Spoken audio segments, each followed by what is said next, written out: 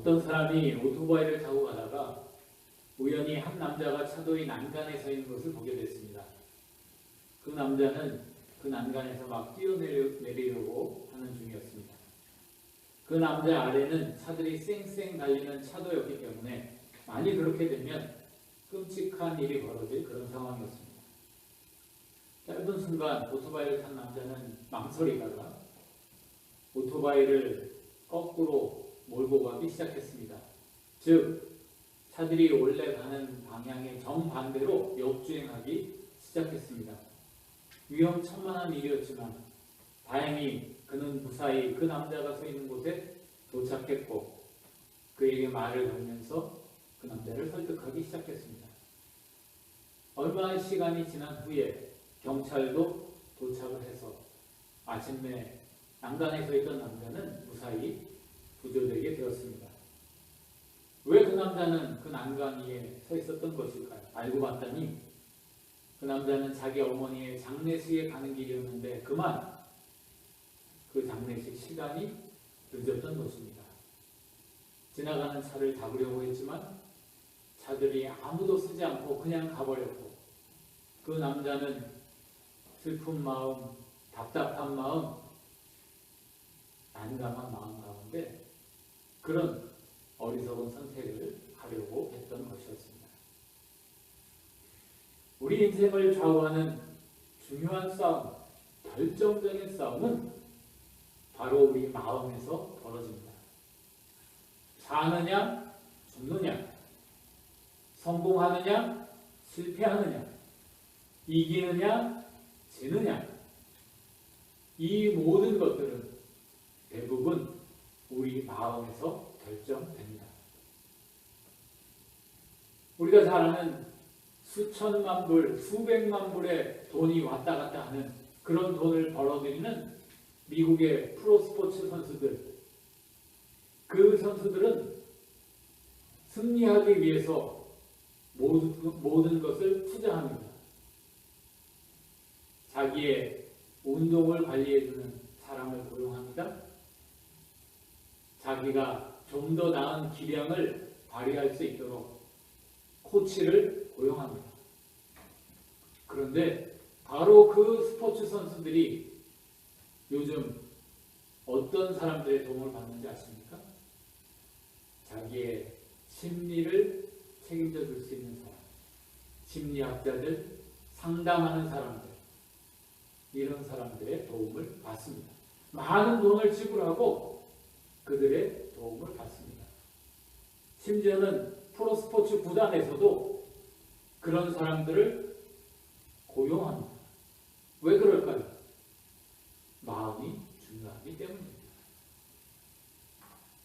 승리를 얻기 위해서 단순히 육체적으로 힘이 세고 기술을 갖추는 것 못지않게 어떤 마음을 가지고 있느냐, 그 사람이 마음을 잘 유지하느냐, 승리할 마음가짐이 들어있느냐, 이게 승리에 결정적으로 중요하다는 것을 알았기 때문입니다. 마음을 지키는 것이 중요합니다. 마음의 싸움에서 승리하는 것이 중요합니다. 그래서 성경은 이렇게 말합니다. 무릇 지킬 만한 것보다 더욱 네 마음을 지키라. 생명의 근원이 이에서 납니다. 잠언 4장 23절 말씀입니다. 하지만 살다 보면 우리는 우리 마음을 위협하는, 우리 마음의 평화를 깨뜨리는 그런 일들을 경험하게 됩니다. 우리는 원치 않았지만 우리 마음이 막 부글부글 끓어오르고 마음속이 전쟁터가 되는 그런 때가 있습니다. 화가 나고 답답하고 속이 상하고 견딜 수 없는 그런 상태에 빠지는 경우가 있습니다. 이럴 때 여러분은 어떻게 여러분의 마음을 진정시키십니까? 어떻게 여러분의 마음을 지켜내십니까? 모르긴 몰라도 아마 우리나라 많은 사람들은 술 마시는 걸로 이 마음을 다스리려고 하는 경우가 많은 것 같습니다. 사람을 불러서 술 마시면서 마음속에 있는 이야기를 그 사람에게 털어놓습니다. 그런 것으로 그 스트레스를 해결하고 마음의 짐을 덜어보려고 많은 사람들이 시도를 합니다. 저도 20대 때 그런 적이 있었습니다. 그런데 제 경험에 의하면 술 마시고 사람들에게 마음을 쏟아놓는 것 별로 도움이 되지 않습니다. 잠깐 만날 때, 술 마실 때 그때는 잠깐 위안이 되는 것 같습니다. 속이 시원한 것 같습니다. 그런데 다음날 현실에 마주하면 머리는 깨질 듯이 아프고 전날 내가 술 마시면서 했던 말들 그리고 술 마시고 나서 벌였던 행동들 그것들이 도리어 저를 더 비참하게 더 힘들게 만드는 것을 경험했습니다. 루브 홀츠라는 미국의 전설적인 미식축구 감독이 있습니다. 이분은 노트르담 대학이라는 미국의 한 대학에서 무려 9년 동안이나 그 팀을 1위로 만든 아주 굉장히 유명한 그런 감독입니다. 그래서 이분이 사람들에게 지금 80이 넘은 나이에 사람들에게 강연을 불러다니긴 하는데 한번 갈 때마다 강연에서 3억에서 5억 정도의 강연료를 받는 그런 아주 인기 강사입니다. 그런데 이분이 강의 중에 이런 이야기를 했습니다. 여러분, 힘든 일이 생길 때 절대로 다른 사람들에게 말하지 마십시오. 왜냐하면 90%의 사람들은 당신들이 하는 그 말에 전혀 관심이 없기 때문입니다. They don't care.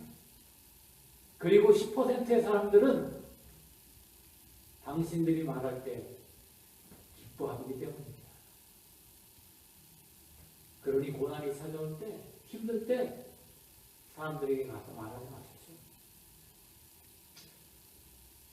여러분, 어쩌면 이분의 말이 사실이 아닐 수 있습니다.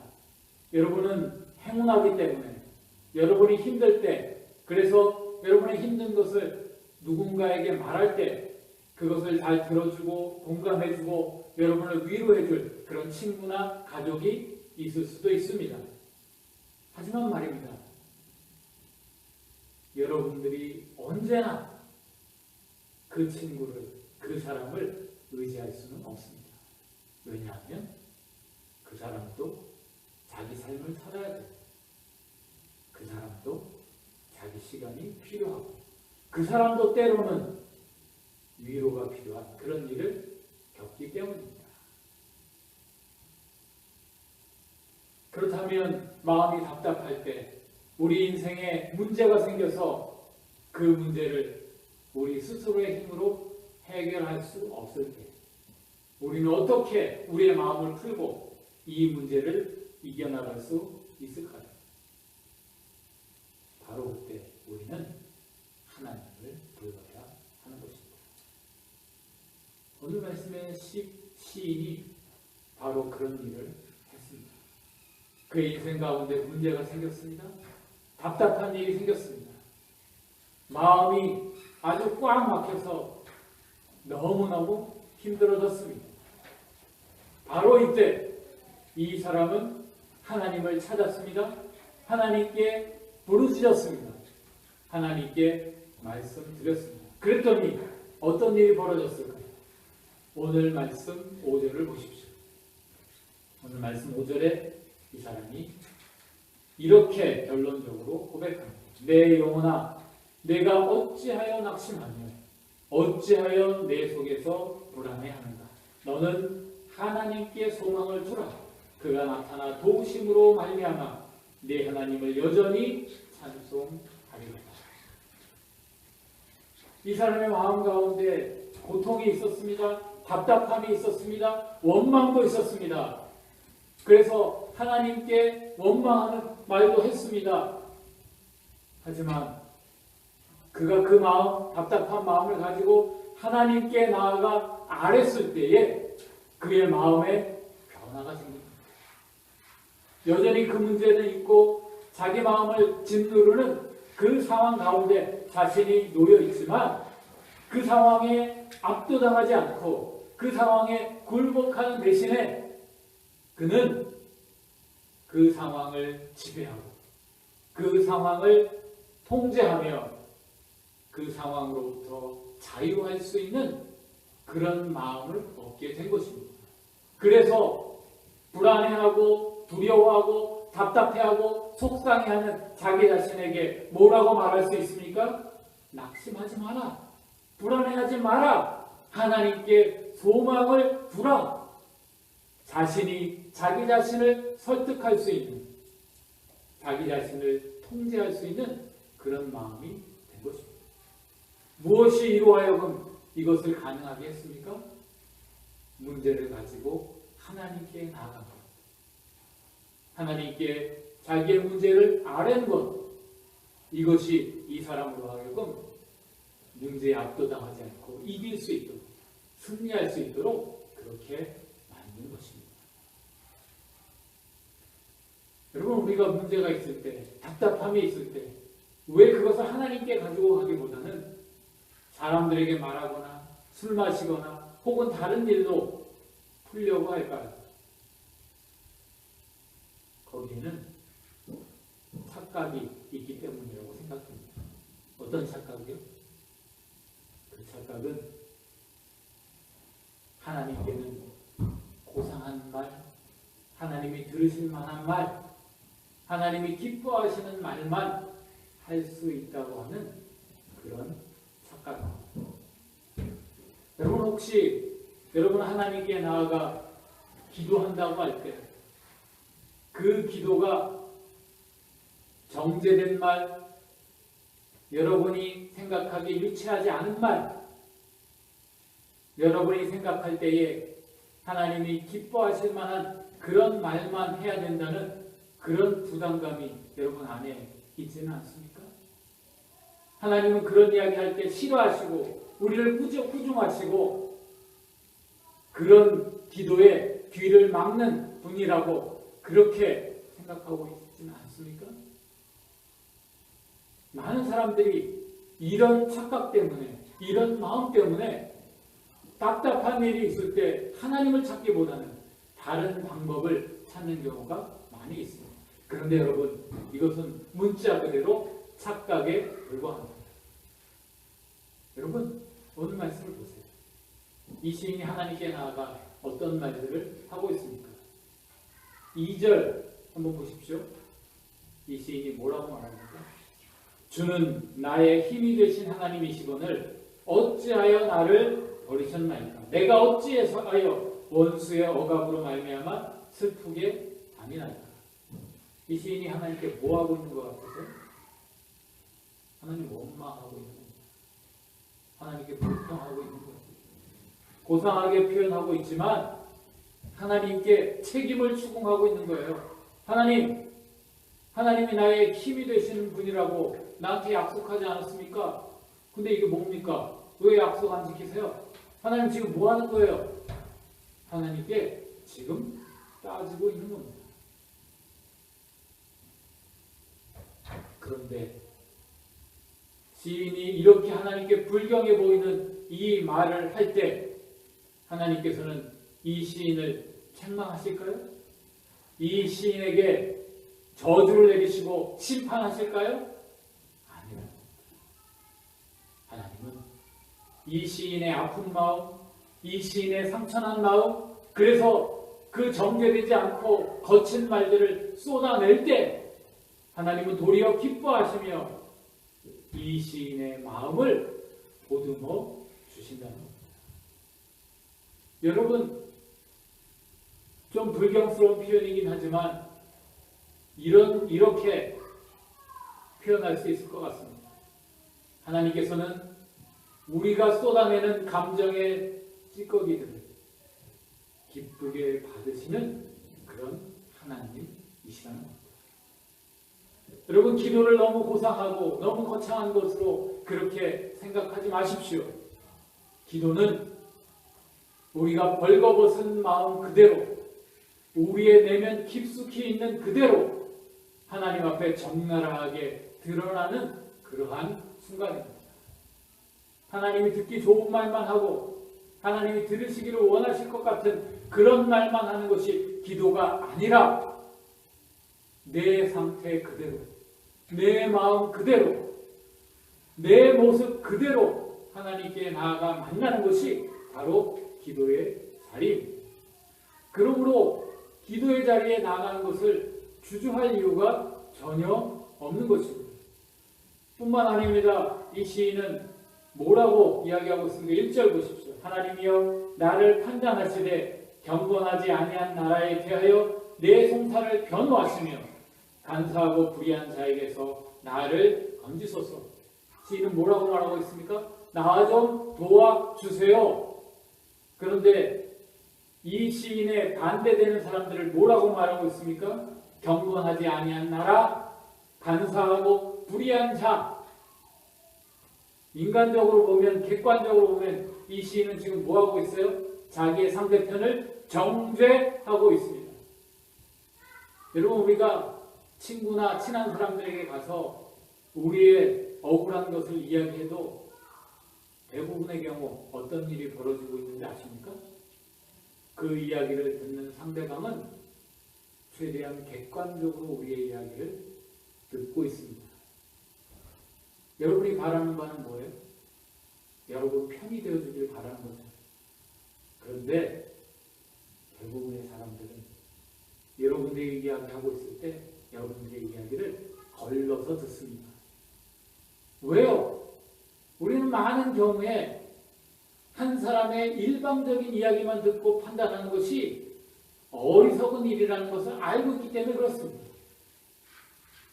한쪽의 이야기만 들어서는 정확한 판단을 내릴 수 없다는 것을 우리는 우리 스스로도 경험했고 우리는 알고 있기 때문입니다. 그런데 지금 이 시인이 어떻게 하고 있어요?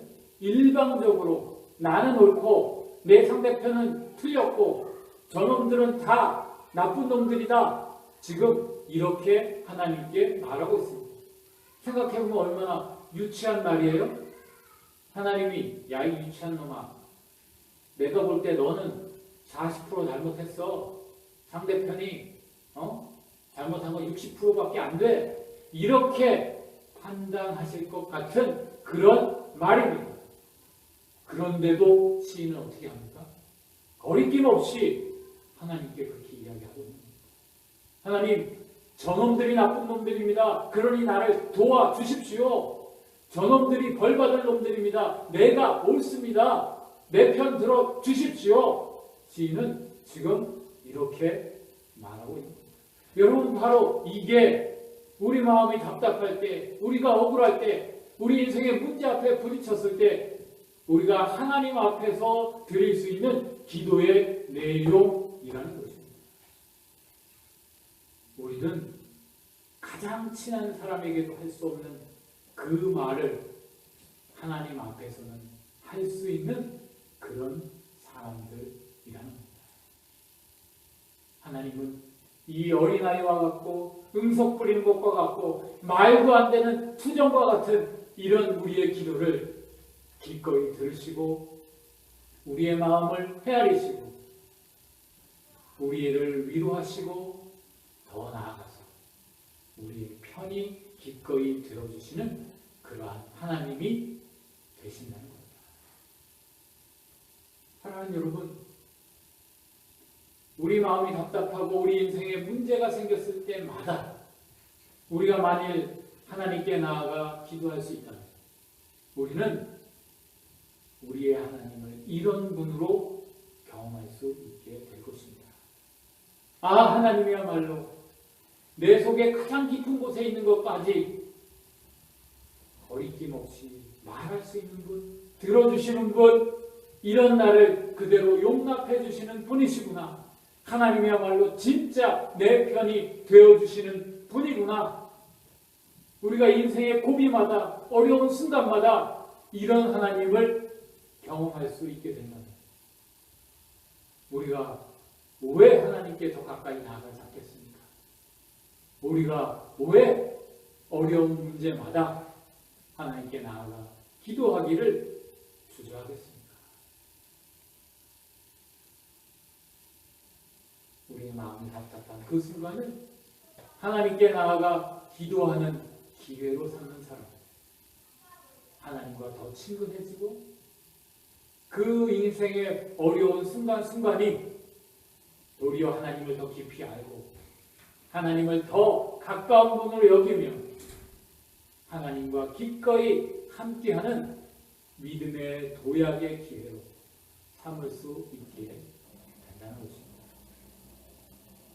사랑하는 여러분, 우리 모두는 우리의 인생길을 걷다가 난관을 만나고 답답한 일을 경험하고 마음이 찢어지는 것과 같은 그런 경험을 할 때가 있습니다. 바로 그 순간을 기회로 붙잡으시기 바랍니다. 어떤 기회요? 승리할 수 있는 기회, 이길 수 있는 기회, 여러분 인생이 바뀔 수 있는 그런 기회로 삼으실 수 있기를 바랍니다. 어떻게 그 기회를 잡을 수 있을까요? 하나님께 나아가는 겁니다. 하나님께 부르짖는 것입니다. 하나님께 여러분 속마음을 적나라하게 하나도 남김없이 다 토로하는 것입니다. 그러면 여러분 하나님을 만나게 될 것입니다. 진짜 여러분 편이 되시는 하나님, 진짜 여러분을 있는 그대로 용납하시는 하나님, 그 하나님을 여러분은 깊이 만나게 될 것입니다. 우리 모두가 인생의 순간순간마다 바로 이런 하나님을 만나고 경험함으로 우리의 믿음이 자라가고 우리의 마음이 견고해지고 우리의 인생이 승리하는 인생, 성공하는 인생으로 바뀌어지는 한 주의 모든 성도들 되시길